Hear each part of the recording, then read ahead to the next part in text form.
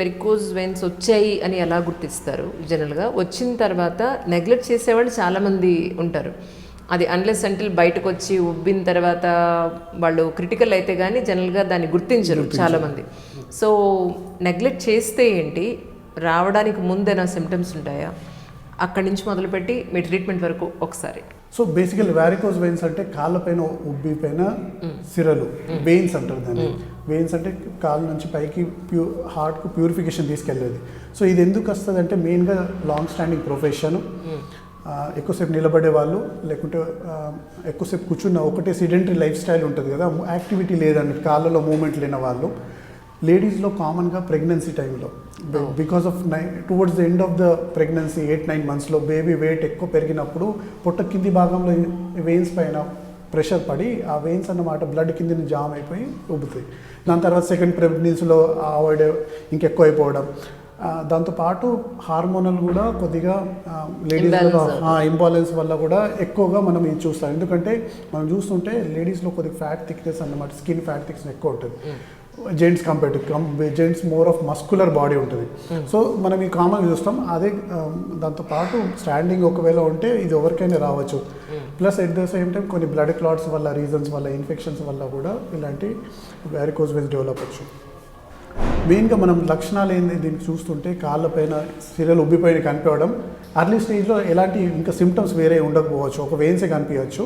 కానీ ఎట్లా disease progress అవుతుంది. డిఫరెంట్ 5 stages ఉంటాయి, గ్రేడ్ 1, గ్రేడ్ 2 ఇట్లా 5 grades ఉంటాయి. గ్రేడ్ 1 అంటే లో గ్రేడ్, జస్ట్ వెయిన్స్ కనిపిస్తున్నాయి. అదే గ్రేడ్ 5 అంటే పుండ్లు పడి కాళ్ళు రెడ్ నల్లగా అయిపోయి స్కిన్ అంతా డ్యామేజ్ అయిపోవడం, దాన్ని గ్రేడ్ 5 అంటారు, హయ్యర్ గ్రేడ్. ఓకే. గ్రేడ్ 1 అంటే లో గ్రేడ్, గ్రేడ్ 5 అంటే హై గ్రేడ్ అన్నట్టు. సివియర్గా పుండ్లు పడిపోవడం, కాళ్ళు చెడిపోవడం అన్నీ అలాంటి స్టేజ్ అన్నట్టు.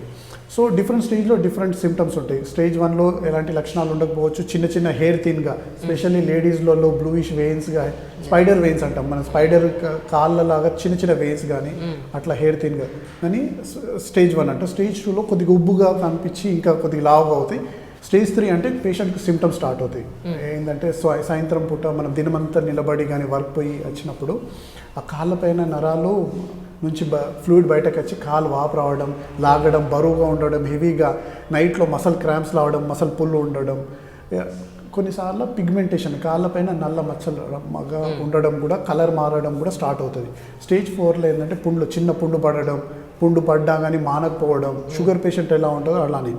ఇంకా తర్వాత ఇక స్టేజ్ 5 అంటే అదే పుండు పెద్దగా అయిపోయి నాన్ హీలింగ్ ప్లస్ కాంప్లికేషన్స్ అన్నట్టు, సెల్యులైటిస్ కానీ, బ్లడ్ క్లాట్స్ ఫామ్ అవ్వకపోవడం, ఆస్టియోమైలైటిస్ అలాంటి, అంటే బోన్కు స్ప్రెడ్ అయిపోవడం, అలా డిఫరెంట్ 5 స్టేజ్ అన్నట్టు. ఇలా డిఫరెంట్ స్టేజ్లో వాళ్ళ స్టేజ్ పట్టుకొని లక్షణాలు ఉండొచ్చు. చాలామంది ఏంటంటే నేను చెప్పిన ప్రకారంగా ఈరోజు ఇప్పుడు వ్యారికోజ్ వెయిన్స్ అంటే ఒక 1 monthలో స్టార్ట్ అయ్యే జబ్బు కాదు. It is there since years. అంటే పేషెంట్కు ఒకవేళ స్టేజ్ 4, 5లో వచ్చారంటే ఆ డిసీజ్ ఎప్పటి నుంచో 25 years, 30 years నుంచి ఉండాల్సిందే. సో కానీ వీళ్ళు పేషెంట్స్లో ఏంటంటే నాకు ఎప్పటి నుంచో ఉంది, నాకు ఇబ్బంది లేదు, అది నాకు ఇప్పుడు ఏమి ఇబ్బంది లేదని స్టేజ్ 2, 3లో అలానే నెగ్లెక్ట్ చేస్తారు. స్టేజ్ 4 ఏంటంటే పట్టీలు కట్టుకుంటా, పుండ్లను ఏదో అక్కడ యాంటీబయాటిక్ క్రీమ్ పెట్టుకుంటా, స్టీరాయిడ్ క్రీమ్లు కానీ యాంటీబయాటిక్ ఇంజెక్షన్స్ అవి ఇవి తీసుకొని వాడు డిలే చేస్తారు. సో పుండ్లు పడ్డప్పుడు అయితే కొద్దిగా పేషెంట్ సీరియస్ అవుతారు, కానీ పుండ్లు పడకముందు అయితే చాలా వరకు నెగ్లెక్ట్ చేస్తారు. ఎందుకంటే వాళ్ళకి లక్షణాలు ఉండవు, ఇది ఎప్పటి నుంచో ఉందనుకుంటారు. ఇప్పుడు సడన్గా నాకేం అవసరం, ఇలాంటి డిఫరెంట్ వాళ్ళకి థాట్స్ ఉంటాయి. నాకు ఎవరు చెప్పలేదు అంటారు కొన్నిసార్లు. సో ఇలా డిఫరెంట్గా లక్షణాలు పట్టుకొని వాళ్ళు ఇక వాళ్ళ సీరియస్నెస్ కొద్దిగా మెట్రోస్ అంటే సిటీస్లో అయితే కొద్దిగా పేషెంట్స్ అవేర్నెస్ ఎక్కువ ఉంది. ఎందుకంటే చిన్న చిన్న వెయిన్స్ కనిపించినా కానీ కొందరు పేషెంట్స్ అయితే స్టేజ్ 1లో కూడా వచ్చి చూపిస్తారు, సార్ ఇదే మన ప్రాబ్లం అవుతుందని. కానీ కొద్దిగా మనం మెట్రోస్ వదిలేసి, హైదరాబాద్ వదిలేసి బయట సైడ్ వెళ్తే, డిస్ట్రిక్ట్ లెవెల్ కానీ విలేజ్ సైడ్ వెళ్తే చాలా నాలెడ్జ్ ఉండదు. బేసికల్లీ నాలెడ్జ్ ఉండదు, సరిగా మెడికల్ ఫెసిలిటీ అక్కడ ఉండకపోవడం వల్ల కొద్దిగా వాళ్ళకి డిలే అవుతుంది. సో ఇలా డిఫరెంట్ లక్షణాలు ఉన్న తర్వాత మనం స్కానింగ్లో మనం కన్ఫర్మ్ చేస్తాం. అర్లీ స్టేజ్లో ఉన్నా కానీ కొన్నిసార్లు ఏంటంటే వెయిన్స్ బయటకు కనపడకపోవచ్చు, కానీ లోపల ఉంటాయి. ఎందుకంటే చాలా పేషెంట్స్కు వెయిన్ బయట కనిపిస్తాయి, కానీ కొందరు కనపడడం వాళ్ళకు కూడా వ్యారికోజ్ వెయిన్స్ లక్షణాలు అంటే కాళ్ళు ఉబ్బడం, మసల్ పుల్ ఉండడం, ఇలాంటి పేషెంట్స్ ఉన్నప్పుడు మనం స్కానింగ్ చేసి కన్ఫర్మ్ చేస్తాము. సో ఆ స్కానింగ్ ఏంటంటే మెయిన్గా డాప్లర్ స్కానింగ్, మనం కామన్గా మనం ఇంటనే ఉంటాము స్కానింగ్, అల్ట్రాసౌండ్ కానీ Doppler scanning, veins blood vessels కంటే డాప్లర్ స్కానింగ్.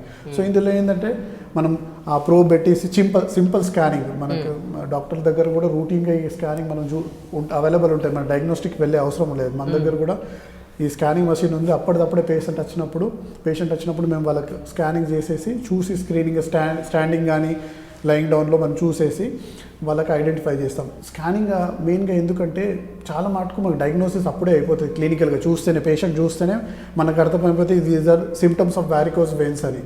స్కానింగ్ అవసరం ఏంటంటే ఒకటి ఏంటంటే వెయిన్స్లో కూడా 2 రకాలు, deep veins, superficial veins. So ఆ వెయిన్ ఎక్కడ ఇన్వాల్వ్ అయింది, వారికోస్ వెయిన్స్ ఎక్కడి నుంచి ఎంత ఎక్స్టెండ్ ఉంది, సివియారిటీ ఏంది, ఏమైనా కనెక్టింగ్ వెయిన్స్ ఉంటాయి పర్ఫోరేటర్స్, అవన్నీ ఐడెంటిఫై చేసి అవి డయామీటర్ ఏంది. ఇంకొకటి ఏంటంటే కొన్నిసార్లు మనకు డీవీటీ అన్నమాట రూల్ అవుట్ చేయాల్సింది. కొన్నిసార్లు డీవీటీ వల్ల కూడా బ్లడ్ క్లాట్స్ వల్ల కూడా వారికోస్ వెయిన్స్ అవుతాయి. సో అలాంటి పేషెంట్స్కు మనం కొద్దిగా చెయ్యన్న అద్దా అలాంటి క్వశ్చన్స్ ఉంటాయి.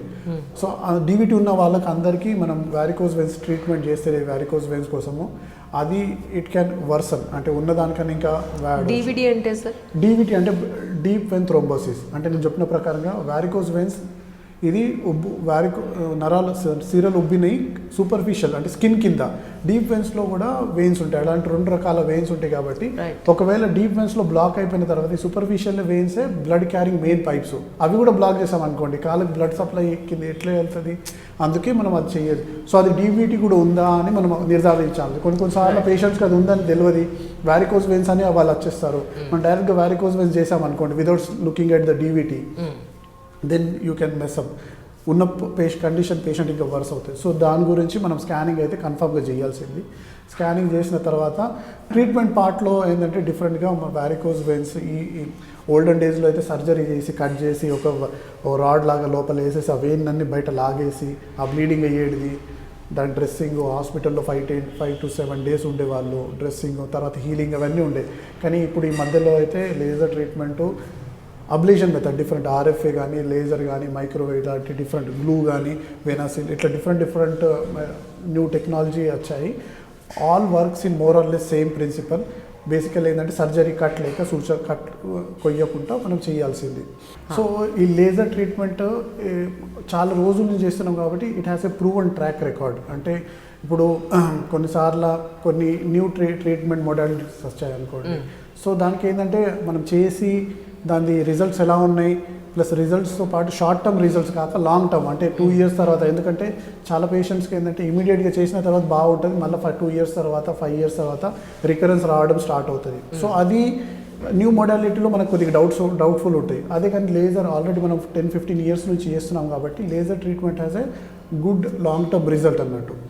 సో లేజర్ ట్రీట్మెంట్ నుంచి మనకు సక్సెస్ రేట్ కూడా ఆల్మోస్ట్ 98% సక్సెస్ రేట్ ఉంది. 2% ఛాన్సెస్ ఆఫ్ రికరెన్స్ ఏంటంటే ఈ వెయిన్స్ కాబట్టి వెయిన్స్ మల్టిపల్ ఉంటాయి. సో మనం చేసేటప్పుడు ట్రీట్మెంట్ కూడా అన్ని వెయిన్స్ ఏం క్లోజ్ చేయము. ఎక్కడెక్కడ వాపుగా ఉంది వెయిన్స్, వారికోస్ వెయిన్స్ ఉన్నాయి అవే క్లోజ్ చేస్తాం. కాబట్టి ఫ్యూచర్లో నార్మల్ వెయిన్స్ కూడా తన లైఫ్ స్టైల్ పట్టుకొని, తన స్టాండింగ్ జాబ్ పట్టుకొని, ఒకవేళ స్టాండింగ్ జాబ్ అలానే కంటిన్యూ ఉంది, ఓవర్ వెయిట్ ఉన్నారనుకోండి, సిడెంటరీ లైఫ్ స్టైల్ ఉన్నారనుకోండి, సో ఇలాంటి అలాంటి డిసీజెస్ ఉంటే, వాళ్ళ రిస్క్ ఫ్యాక్టర్ ఉంటే మళ్ళీ ఈ నార్మల్ వెయిన్స్ కూడా వారికోస్ వెయిన్స్లో కన్వర్ట్ అవుతాయి. అందుకే ఒక 98% ఒకవేళ మెటిక్యులస్గా చేస్తే కంప్లీట్గా క్యూర్ అవుతాయి. సో 98% కూడా ఆ వేరికోస్ వెయిన్స్ కూడా రికరెన్స్ కూడా సడన్గా ఇమీడియట్గా ఏం రావు. It will take time 2 to 5 years ఒకవేళ రికరెన్స్ ఉన్నా కానీ. But compare to all the modalities laser has a good long term result అన్నట్టు.